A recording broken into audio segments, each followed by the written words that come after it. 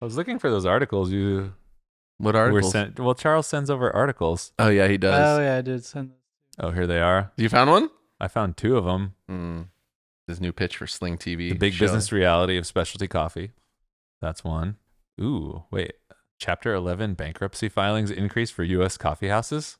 Yeah, that's what I was surprised about because it's like I haven't really heard of many. Plus, I feel like during the pandemic, you didn't really hear about many shops that stopped operating.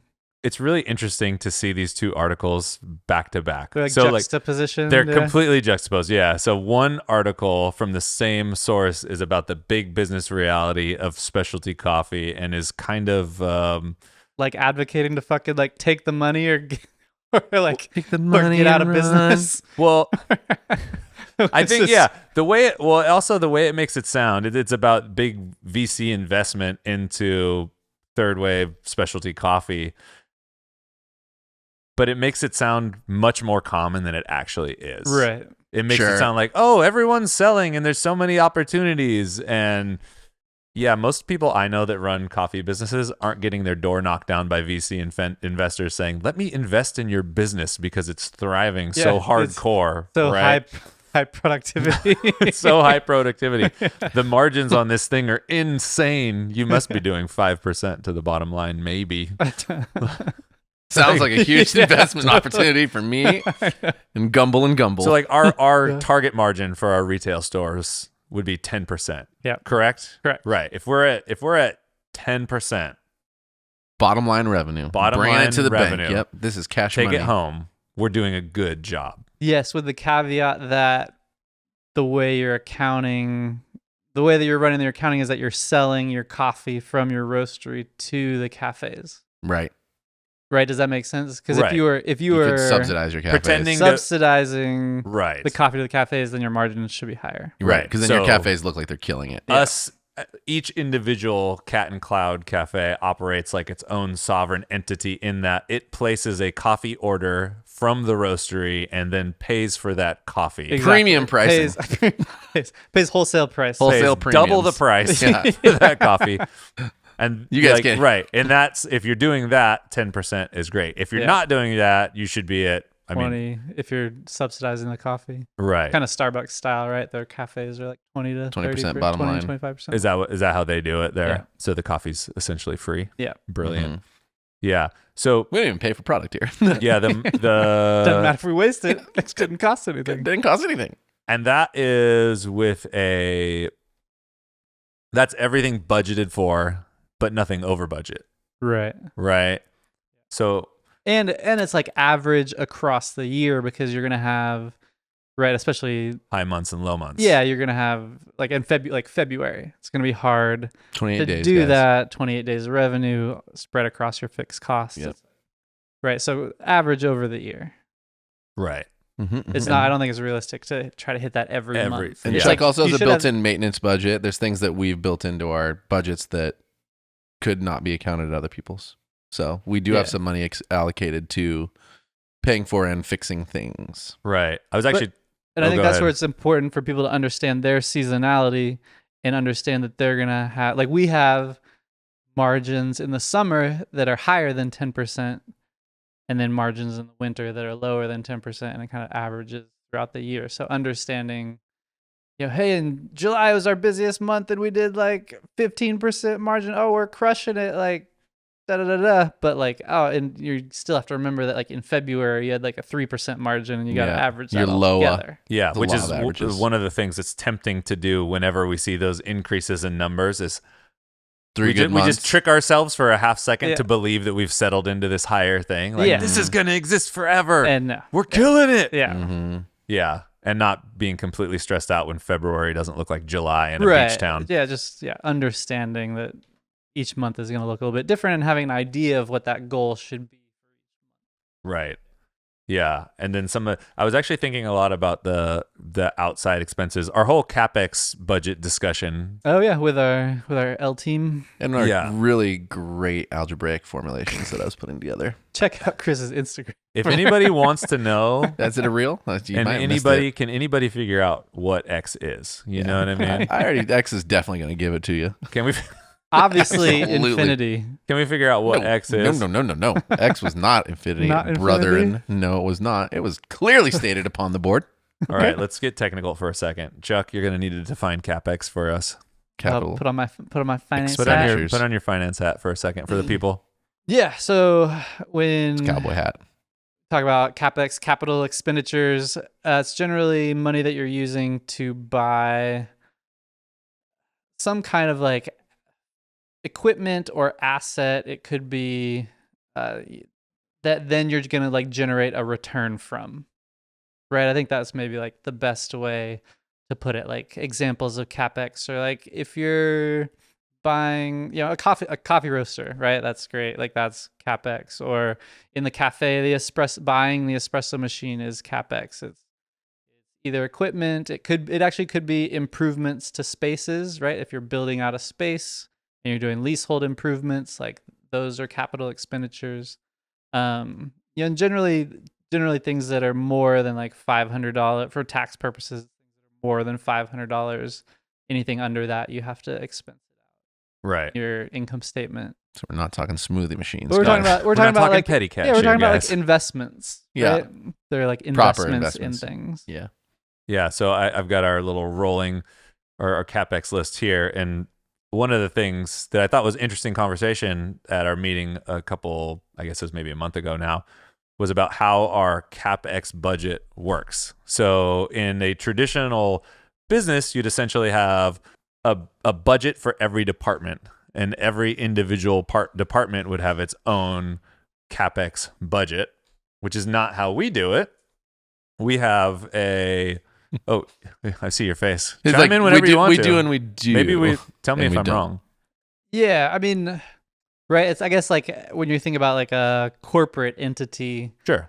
right? You're gonna create like a financial forecast for the year, and you're making so much money that So you're gonna much. allocate a capex budget that you're gonna invest. Each department is gonna have so much money to invest, and as a company, you're expecting some return on investment from each of those departments. Generally, when you're like like a Coca-Cola or an IBM or all these, I don't know, Google, Facebook, all of those types of companies, like much bigger companies that are making decent money every year. That's like a traditional way that you're forecasting and building in budgets. Right. And whereas we have a quarterly capex budget that's shared company wide. So we've got a certain amount of money set aside that the whole company can use, and it's on us to determine what projects are of the highest priority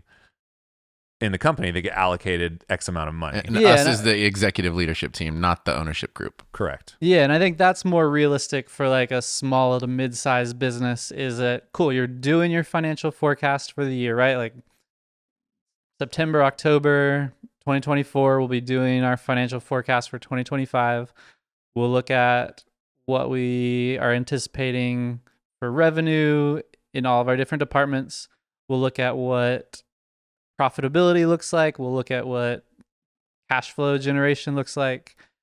And cool, it's like, I'm just going to make up ridiculous numbers just so we're not talking about ours and be like, cool, we're going to make like $100 million next year. This is more than the sedans we're talking about in business. The small to mid size. Okay, we're talking. Yeah, I'm just gonna like we're going straight to the blow it coupe, out. like, So, yeah. I mean, I can go the other No, way. no, Make it really yeah, you small. went I don't know. SUV luxury. Working It's just, okay. as long as you're Yeah. in even numbers, this is Yeah. good. Yeah, like $100 million. Cool. That's like what our cash flow cool is going quarterly to be. It's like, goal. all right, sweet. Well, it's like if our right, and so we You when can we- tell that we got 10% hitting the bottom line if we're making that kind of quiche. Absolutely. Even a thing, dude.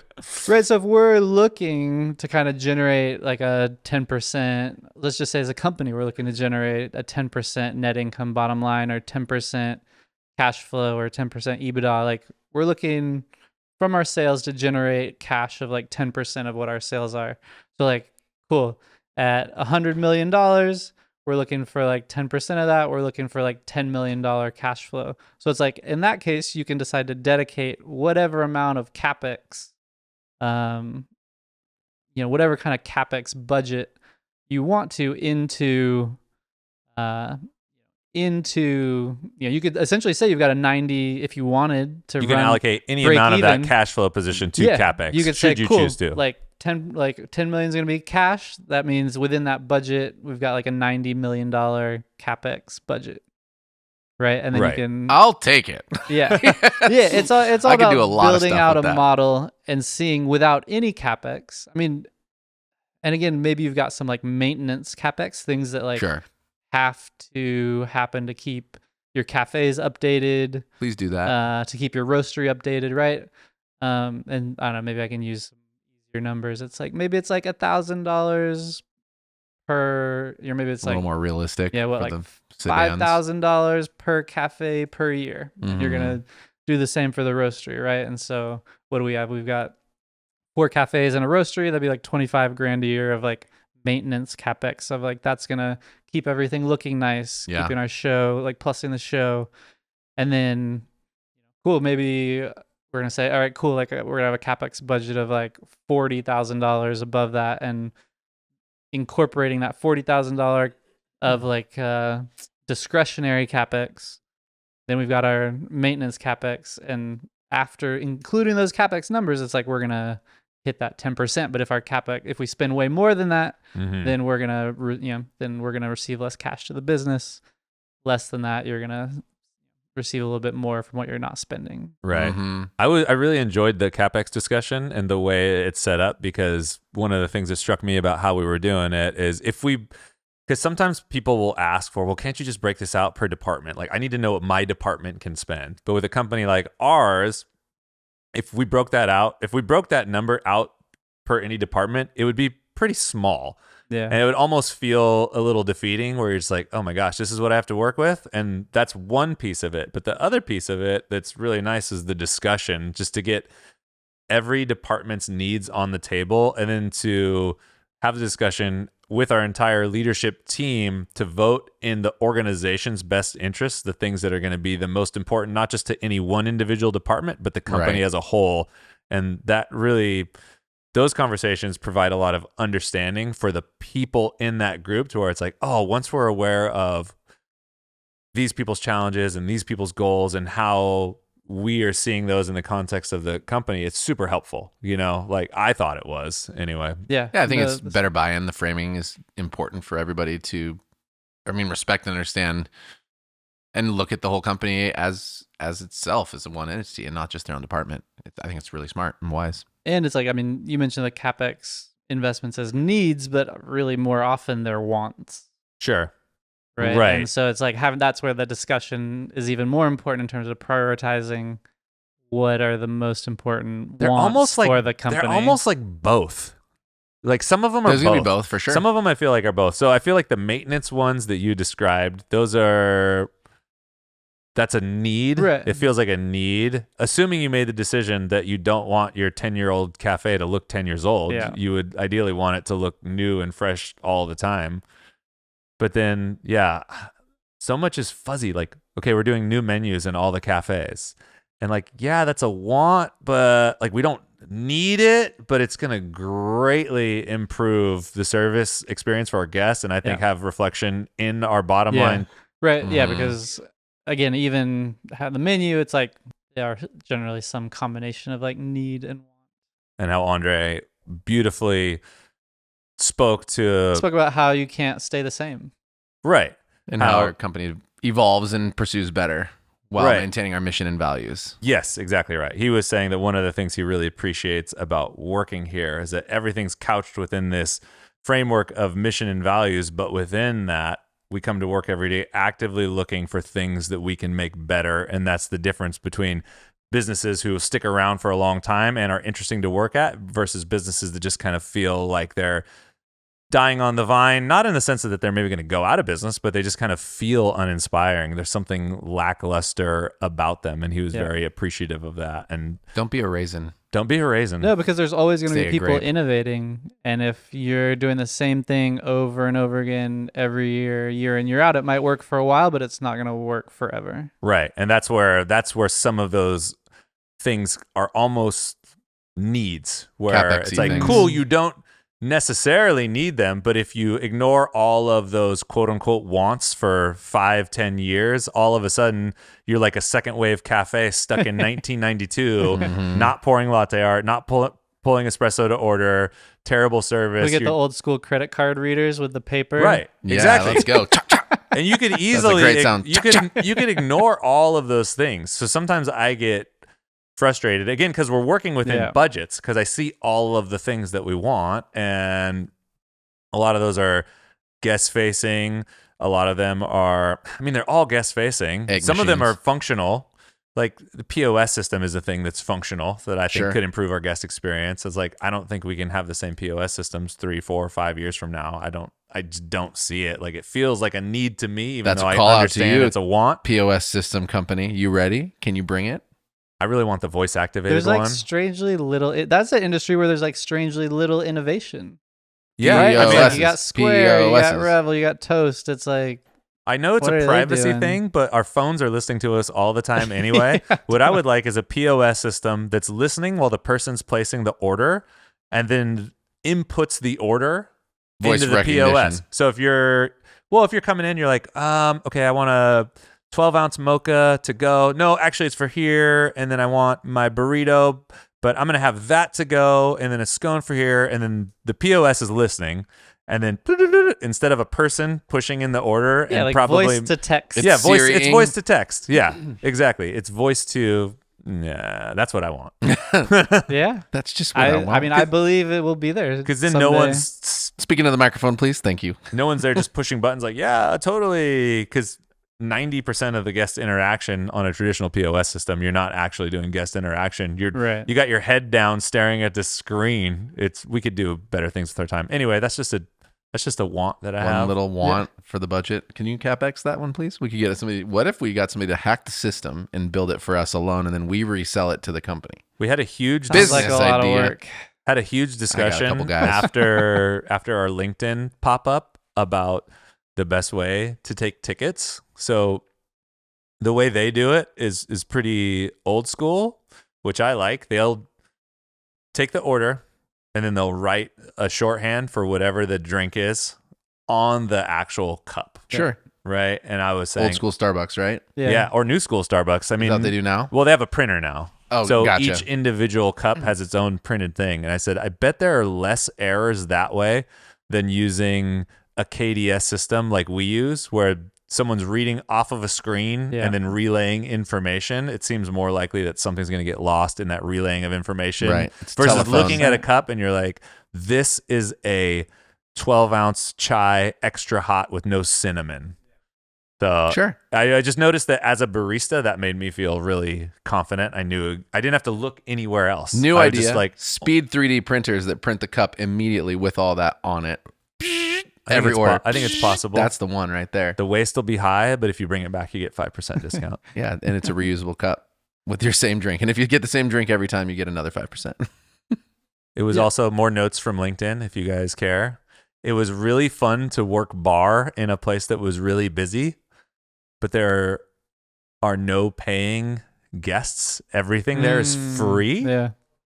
So people are very relaxed and they're not on their way to anywhere. They're exactly where they're going to be for the next 4 or 5 hours. And they don't have they don't have to be back in their cubicle at any particular time. Good question. Yeah. Was there, I'm assuming no, but was there any tipping? No Yeah. tipping. Okay, so Everything's nobody mellow. has to like No think tipping. about Full that. European. Yeah. And so different campuses are doing things different ways. So at Meta, they have a combination of free amenities and paid amenities. And I don't know if the people who do the paid amenities take tips Get or not. tips. Because I know Verve has a shop there and St. Frank has a shop there that's paid. At LinkedIn, everything is free. There's nothing paid on the entire campus. The baristas were saying that's how you can tell sometimes people wander on campus and try to get things. They'll like come on campus and then try to pay for something or try to leave a tip. And they're like, oh, you're not supposed to be here. If you work here, you know that everything is free.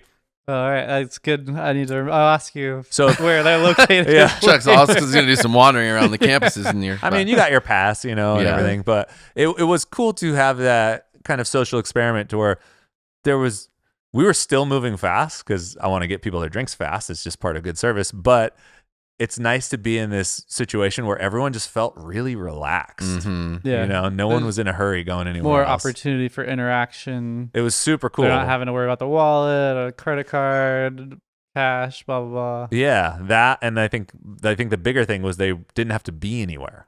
They were already where they were going to be. You know, they didn't have to get to work. I'm They here, were man. already at work.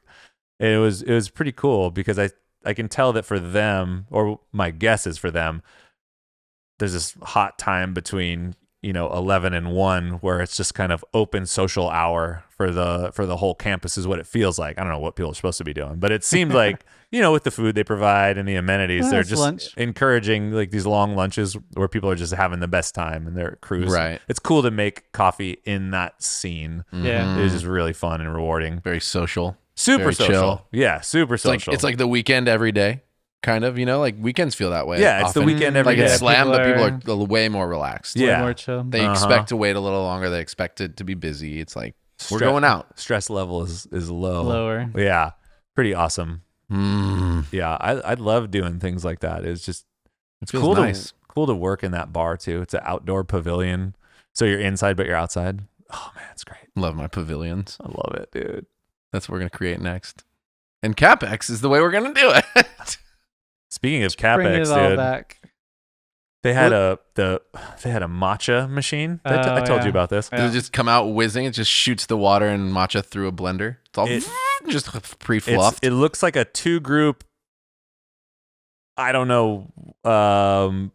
It looks like a Weber 2 Workshops turntables? grinder kind of. Yeah, like Okay. a grinder. Right? But it's got 2 of them, and it is a grinder. So you put whole leaf matcha in the top, Okay. and then it grinds it on the fly and spits it out into this little cup That's that has pretty a sick. magnet stir. But It takes 3 to 5 minutes to make the And amount. we're right back to that issue. So you got Yeah. a 2-group. It's faster to whisk it, but it's it's super fresh and it's so funny. People were really into it. I mean, the fresh grinding makes it kind of interesting. It was just But hilarious. 3 I'm to just 5 like, minutes. this thing's probably 20 grand. Yeah. yeah, definitely. It's like We we could probably make that again pretty quickly with a nice capex blender. in my next capex budget. I need a matcha machine, Matcha Charles. grinder. Yeah, I need Absolutely. a matcha grinder for sure. Well, and Matcha do on the about capex nothing. budget again, it's like I've talked to people, I've listened to other podcasts, and just people running their small businesses or their cafe business, where they're like constantly looking at the bank account.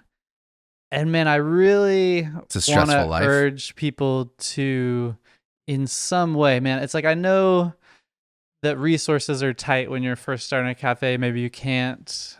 I mean, you've got to have somebody doing your books, just for tax purposes, right? Eventually, but just getting to the place where you can work in some fashion with a bookkeeper or someone that can kind of show you your monthly or quarterly results so that you're making decisions based off your financial statements and you're not making your decisions based off how much money's in the bank account.